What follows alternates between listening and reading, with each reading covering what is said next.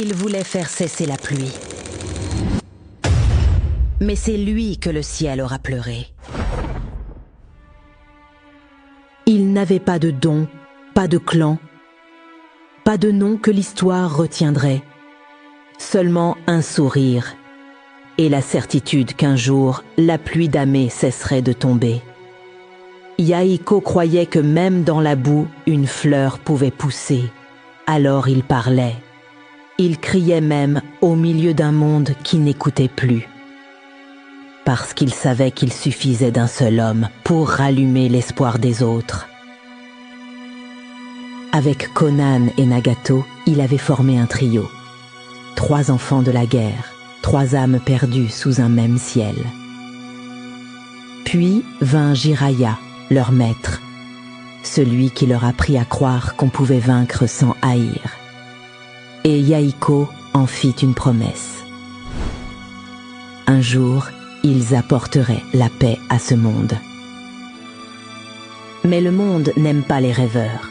Les nations se nourrissèrent de sang et les idéaux s'y noyaient comme des feuilles sous la pluie.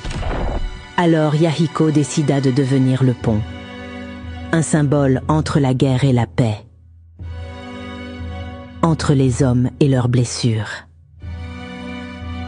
Il rassembla des partisans, des innocents, des désespérés. Et ensemble, ils fondèrent une organisation, l'Akatsuki. Mais la paix attire la peur. Et la peur, la trahison. Pris au piège, Yahiko se retrouva face à l'impossible. Pour sauver ses amis, il fit ce que les dieux eux-mêmes craignent de faire. Il choisit sa propre mort. Son dernier regard fut pour Nagato, l'ami qu'il aimait comme un frère, l'homme à qui il confiait le rêve qu'il ne verrait jamais naître.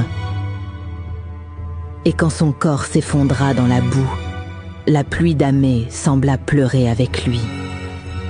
Ce jour-là, Yahiko cessa d'exister. Mais la suite, vous la connaissez. Pourtant, quelque part,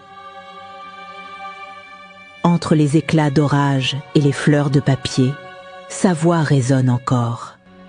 Parce que la paix qu'il imaginait n'est pas morte avec lui.